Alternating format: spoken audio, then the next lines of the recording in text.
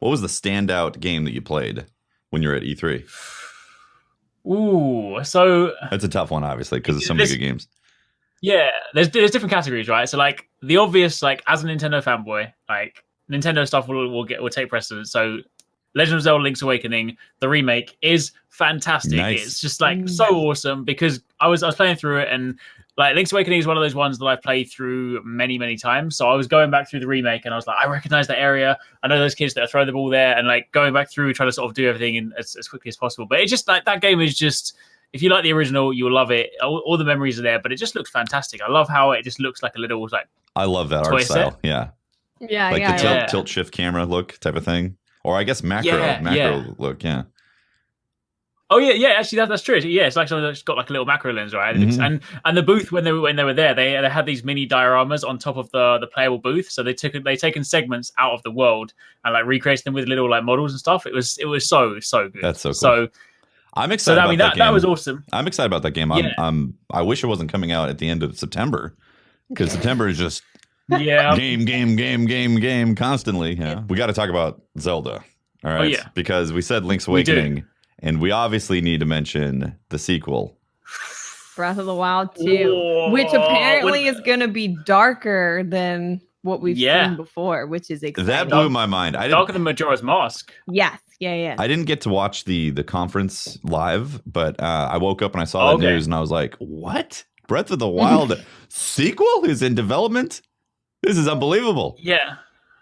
It was because that's the one where because obviously Nintendo have that they just streamed that one, so we were sitting in the hotel room watching that, and you know that was a pretty packed direct. I mean they literally started with the Dragon Quest Smash character reveal, ended with another Smash character reveal, threw in Animal Crossing, threw in a load of other stuff, and then at the end of it they were like, oh yeah, by the way, I was like, it was that weird sort of moment because the very first thing I saw was like the green kind of text. I was like, that gave me those Twilight Princess vibes initially. I was like, oh wait, is this going to be like a Twilight Princess remake? And then obviously as it kind of panned closer, we were like, oh no, this is Breath of the Wild. So then it's like, oh, is it Breath of the Wild DLC? And then it's like, no, this is new. And then when Ganondorf like snaps his neck, and it's like, oh, no way. It's pretty wild. So because there's a couple of really cool things in there that like. I'm super excited because Breath of the Wild is one of those things where I think I kind of said this like on the show before. It's one of my all-time favorite games, but it's so close to Ocarina. But I just never quite feel right saying it's better than Ocarina. In some ways, in many ways, it is. But as a whole package, there's a few things it doesn't quite do. So I still just it doesn't sit right. We're sort of like saying, oh, it beat Ocarina. But I feel like if they did a sequel. And they took some of like the core Zelda mechanics from traditional Zelda games like Ocarina and Majora's and worked that into a Breath of the Wild framework. We genuinely could have the best Zelda game we've ever had. That sounds amazing. Do you think its open worldness takes away from its ability to be that special formula? Yeah, I don't think so, to be honest, because I think especially in a world like Zelda when there are so many sort of fantastical creatures and there's all that kind of feeling of wonder, right? I feel like that is almost amplified in an open world because you can go and explore it. I remember that some of my best memories in Breath of the Wild were literally just me not even doing story stuff. I would just go off on my own adventure and I'd find like a Lionel in a corner or I'd find like one of the flying dragons. And I'm just like, and those are the memories that stick with me. And I feel like you would only get that in an open world. But I feel like what they need to do is it wasn't really the open nature of it that kind of detracted from it. I think it's just sort of some of the core staples that we know of a Zelda game weren't present in it, and I feel like that's where it perhaps fell a little bit short. So sure, like the Guardians, the Beasts, and whatnot, they were cool, but as dungeons go, they weren't really your typical intricate Zelda dungeons, right? They were all very thematically similar, and they didn't really, a lot of the time you were just kind of going through solving puzzles without fighting too many enemies. So if they felt quite samey.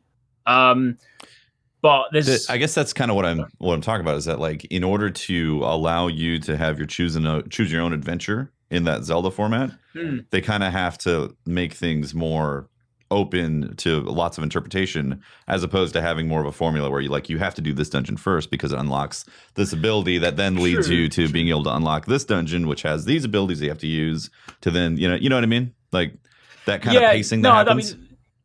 Yeah, definitely true. No, I mean there is definitely that aspect to it. Or then again, like the very very first Zelda game, I'm pretty sure like you could basically do it in whatever order you wanted to a degree. But yeah, I mean there's definitely a design ethos you have to change because, as you said, like you can't say you can only defeat this dungeon if you've got the hook shot, which you have to have got by that one. Yeah. But I still feel like they could bring some of the traditional like dungeon flow back into it without because I don't really mind. I mean, it was to a degree having the Sheikah Slate at the beginning. It kind of detracted from the earning all these new items, but I wouldn't necessarily mind that too much because it then meant that when you came across puzzles, you were the one that had to work out what you had to use. So in some ways, that was kind of cool. But I think what they need to just do is add actually like they can still add more traditional structure to the dungeons while still allowing you to problem solve in your own way. Yeah. Because I think that was basically that was one of my biggest gripes. It was like every of the 4 dungeons you did in Breath of the Wild, they all basically had the same aesthetic, and all the bosses were variations of each other. Whereas if we had like Breath of the Wild 2 with say 8 different dungeons, all with like a fire dungeon, an ice dungeon, a forest dungeon, then we'd be talking, right? Yeah. I completely agree about that. Yeah, I feel like that is. In fact, I've got a friend who just recently played through, and he kind of had the same feeling. Was like the once he did the dungeons and had that happen, he kind of lost some of that motivation to do some of the other stuff because he just felt like he had done some of the same things and was over. It's interesting. I hope that they like, just like you said, with OG Zelda, they can nail some of that into this formula that they have with Breath of the Wild, because Breath of the Wild plays amazing. It would be the best. Yeah, it really would. But if it had a little more direction towards it and a little more variety in those dungeons, man, that'd be nuts. Yeah. And there's potentially a hint of that because there's that one very quick scene. There's a few fast flashes in that teaser, and there's one where it pans into what looks like a dungeon. Now, obviously, on one hand, it could just be panning into where Ganondorf is supposedly housed, but it could even be their way of saying, "Hey, by the way, this is a dungeon," and then so. Sure. Guys, there's dungeons. Okay, we heard it. Exactly. There's dungeons right there. Dungeons. Exactly right. Now, also, maybe they could put 100,000 Korok seeds in this one, also. So, getting 100% might be actually impossible. What do you think? Yeah. And then give you an even bigger golden poo as a reward. Yes. Like a giant one that you can wear as a hat. No, an armor set, and a golden poo armor set. I like it. Actually has value. I like it. Perfect. Then I'd actually do it. Actually do it. Arekkz, quick question. Will my progress carry over from Breath of the Wild 1? No. I'm afraid not. Sadly. Oh, it may do. You never know. There's also a really interesting potential like hint in that trailer as to sort of like the potential mechanic for it, because obviously in Breath of the Wild we had the Sheikah Slate the whole time. Well, then towards the end of the trailer there's some like green energy going around Link's arm, and there was a concept art a long time ago where there was a Link without an arm, and his arm then manifested into different items like a hammer and a bow. Whoa, crazy. So imagine if they used the logic of the Sheikah Slate, but instead like expanded it more than just like, oh, you're gonna magnetize this thing. Instead it's like, oh, my hand actually becomes like a Megaton hammer, or becomes the bow, or becomes the hook shot. That could be really cool. That would be really cool. Yeah, that would be really cool. I like that. Yeah. Was there any talk of dates, time frame, or anything like that? No, but I do strongly feel like it's a weird one, right? But I feel like even though they only just teased it and they've shown very little, given that when Breath of the Wild finished, and given the development time, and given they've got Monolith working with them and whatnot, I feel like it might not be too crazy to think that we could actually see it either at the end of next year or the very, very beginning of 2021. Because I feel like there's that kind of like that moving sort of trend now where like a lot of companies don't necessarily want to make you wait like 2-3 years for a game, right? So that's true. So it might not be one of those things. I don't feel like it'll be like the original one where they kind of teased Breath of the Wild and we were waiting. I can't remember how, but it felt like 4 years or something crazy. So, and given that it's built on the existing engine already, I feel like the turnaround time could potentially be quicker. So I really want it to be next year. That could be cool. Yeah, for sure. They teased Metroid though.